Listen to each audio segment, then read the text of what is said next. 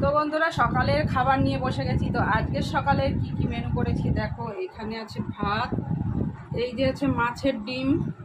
তো মাছের ডিম নিয়ে নিয়েছি, মাছের তেল আছে, আর হচ্ছে কাতলা মাছ দিয়ে আর মাছের ডিম দিয়ে ভেন্ডি দিয়ে আলু দিয়ে তরকারি। তো এই হচ্ছে আজকের খাবার।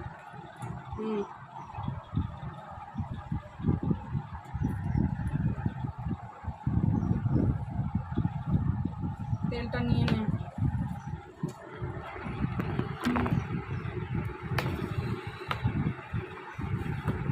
তো কাতলা মাছের ডিম দিয়ে আর হচ্ছে কাঁচা লঙ্কা ভাজা। এখন আসিস না কেন?